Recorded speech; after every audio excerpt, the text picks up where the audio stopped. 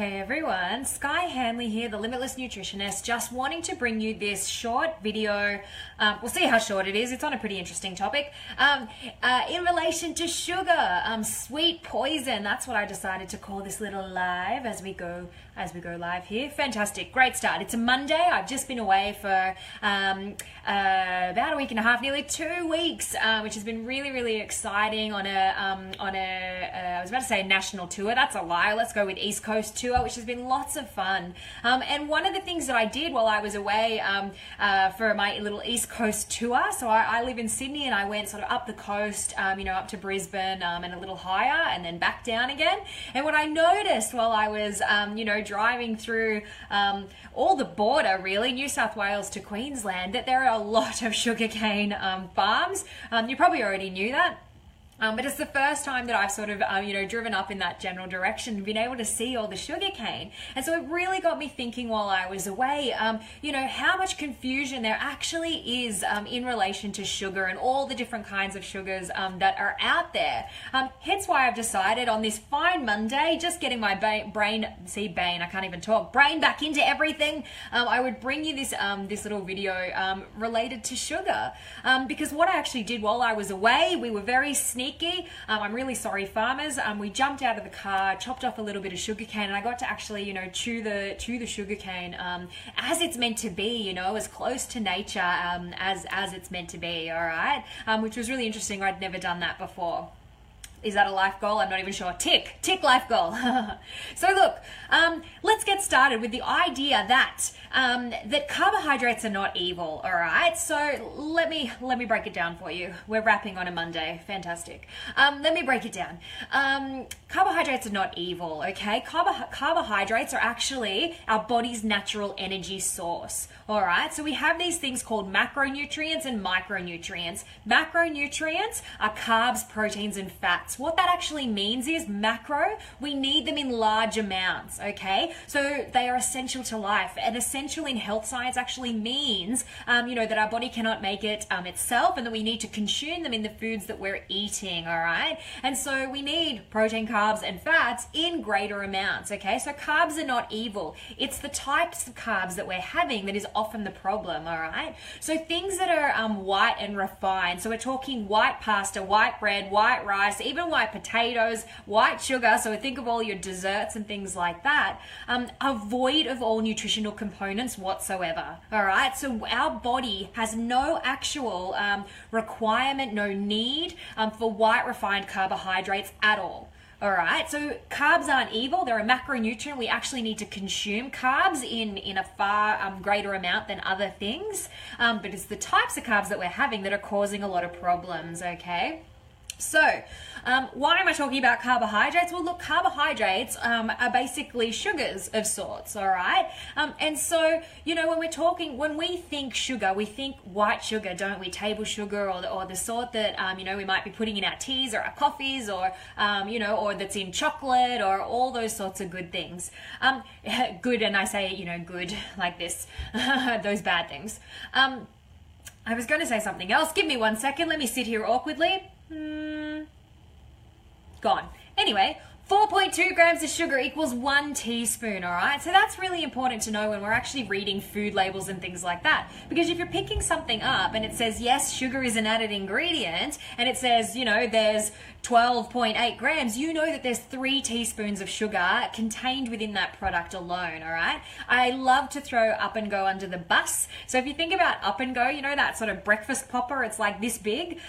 One of those back in the day, they did change it, and I've realized that within the last few months, about last 6 months, I noticed that Up and Go has actually changed their sugar makeup. And it used to be 27 grams of sugar, all right? So if 4.2 grams of sugar equals 1 teaspoon, you know that in an Up and Go, something that somebody would get up and have first thing in the morning, is 1, 2, 3, 4, 5, 6, probably 7 teaspoons of sugar in one Up and Go. That is a ridiculous thing for us to be starting our metabolism on first thing in the morning. So stay away from Up and Go, all right? The thing is, people often ask me, how much sugar should I be having in a day then? Can you put a grams on it? Like how many grams? Is it 20 grams? Is it 40 grams? my general rule of thumb, and I'm not a perfectionist by any means, there is sugar that, you know, comes into my diet, or my nutrition rather, here and there. But I refuse to put a number on it for people. I have to say that, because that gives us the wrong idea. You know, if we're eating a whole food plant-based diet, you know, that's full of healthy fats and lean proteins and, you know, vegetables and fruits and all those sorts of things, then there is no real nutritional requirement for us to say, yes, you should have 50 grams of sugar per day. All right, like I don't want to put a number on that, okay? But that's all right, you know, if we're eating all of those good things, then generally we don't have to think too hard about how much excess sugar we're having, as well as if we're swapping out our desserts, you know, instead of having ice cream, have nice cream, which is basically, you can make it with blended berries, almond milk, you know, frozen berries, you know, put it in the zhuzh, and you've got an ice cream, or nice cream as we often call it. Have something like a vegan brownie. Now, I'm not here to turn everyone vegan. If you're vegan, amazing, that's great. I'm vegetarian. But again, I'm not here to turn people vegan. I just use a vegan brownie as an example, because often, you know, it's made on things like maple syrup, coconut oil, whole grains, you know, all these different things that are actually whole foods that our body recognizes as food substances. White refined carbohydrates, white pasta, white rice, you know, white sugar, white potato to an extent as well, white bread, all of those things, our body, as I said before, has no nutritional component, has no nutritional requirement for them whatsoever, and therefore it works in our system as if we're putting the spoon in the sugar jar. That is how white rice, white pasta, white bread, white potatoes work. All right, so we want to make sure that we're stepping away from white refined things, you know, like the sugar, and we're stepping closer to more whole food things. Now, what do I mean by that? I actually have this list in front of me, so I'm just going to look down while I talk to you for 1 second and apparently fix my hair. Oh my goodness, Monday.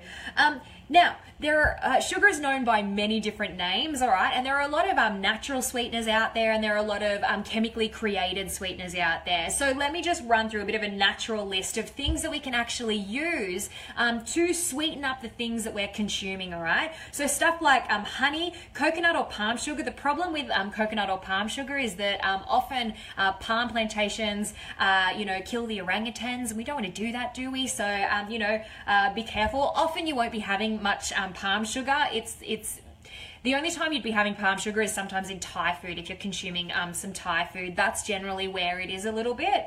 Pure maple syrup, I'm going to come back to that one. Barley malt syrup, brown rice syrup, fruit puree, I can never say that fast. What else? Evaporated cane juice, organic cane sugar, brown sugar, raw sugar. I kind of stick all those things on the natural side of sugars, all right? So if we have all these amazing alternatives, as I said before, that we have no requirement or need, or I don't need to put a number on the amount of sugar that we're having in an everyday life, because we have so many different options, you know, that we can utilize when we're living and eating, I suppose, a healthy, balanced diet. Okay, so I said honey, you know, is good to put in teas and things like that. I don't think we would put honey in coffee. I've never heard of anyone doing that. That's maybe not the nicest thing, but definitely, you know, you can put honey, a teaspoon of honey in your afternoon tea instead of, you know, teaspoons of sugar is perfect. Why not do that? Maple syrup is the other one that I said that I would re-mention. Now, maple syrup is gold star standard. It's amazing. Maple syrup, there's something called the glycemic index, all right? And glycemic index is how much a food works like blood glucose, so blood sugar, how much a food works like blood sugar in our body, all right? So every single food out there actually has a glycemic index, okay? So everything from carrots have a glycemic index, to probably lettuce, to things that are sugar, like this list of things that I'm reading to you now. Now, there are low glycemic foods, there are medium, and there are high, okay? So when we look at something like maple syrup, pure 100%, you know, they stick a tap in the tree and they just, you know, leach it out and whatever. Pure maple syrup is actually about 50. It's mid-range, all right, glycemic index. So it doesn't work in our body as if we've stuck the spoon in the sugar jar. The other amazing thing in regards to maple syrup is that it already comes with a whole bunch of potassium and magnesium contained within it as well. So we're getting those micronutrients while we're consuming it, all right? So that's a really easy one. Now, I said before that while I was away, I did a little sneaky something. I cut off some, pure sugar cane, and I was chewing on it like that. Now, we think of cane sugar, right? We think of white refined sugar in our general everyday lives, which we all kind of know is the bad stuff, all right? I'm here, banging on about it today. But when it is in its natural form, so when it's literally straight out of the cane or ground down from there, before we refine it, before we change its makeup, before we strip it of all nutritional components whatsoever, before we bleach it, cane sugar, or literally the cane, is actually not so bad. And guess what? It's about a 44 on glycemic index, meaning it's in that low to mid range.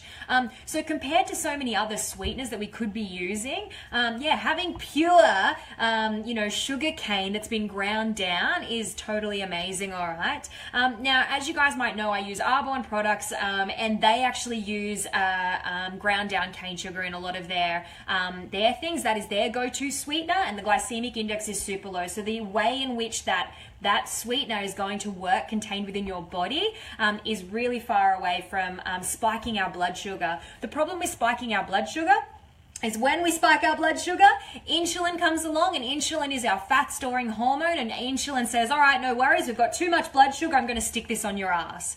All right, so that's why we want to step away from, having too many things like those white refined carbohydrates, high sugary desserts, alcohol, whatever it is that's going to spike that blood sugar on a regular basis, throwing our entire body out of whack. Again, I said carbohydrates are not evil. It's the types of carbohydrates that we're having that are a problem.